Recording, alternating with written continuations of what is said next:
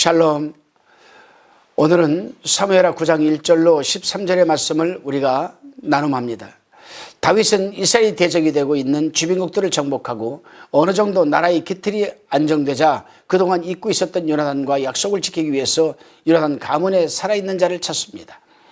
그리하여 무비보셋을 찾은 다윗은 그를 선대하여 무비보셋에게 토지와 이 종을 주고 항상 자신과 함께 식사를 함께하는 은혜를 베풀게 됩니다.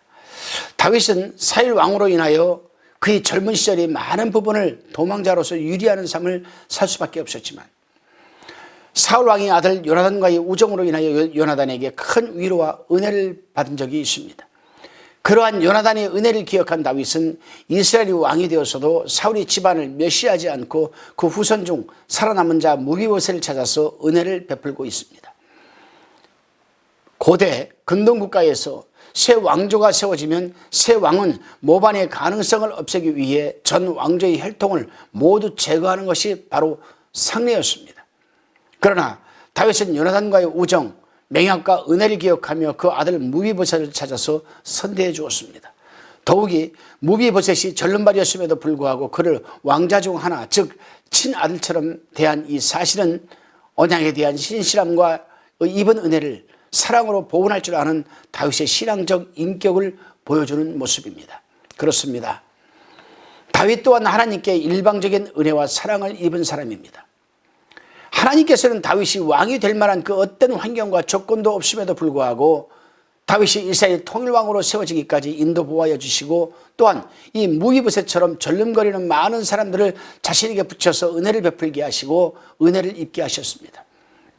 그러기에 다윗은 어쩌면 자신이 세워야 할 나라가 하나님의 나라라면 그 나라에 하나님의 사랑을 가장 잘 접목해야 할 것을 깨달았을지도 모르는 부분입니다.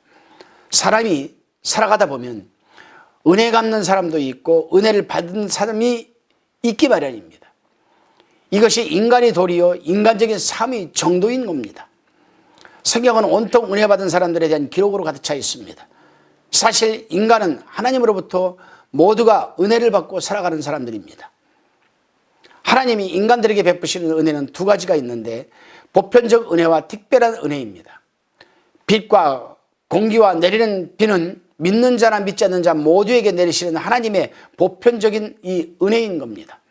그러나 믿는 자에게는 죄사함과 구원이라는 특별한 은혜를 베풀어 주시는 것입니다.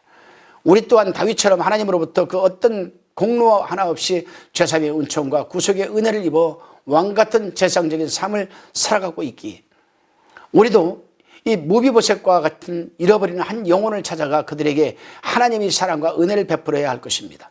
오늘 하루도 그러한 사랑이 영위되시기를 기도합니다.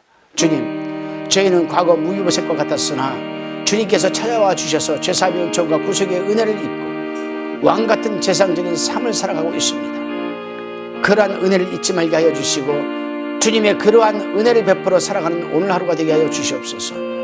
예수님의 이름으로 기도드리옵나이다. 아멘.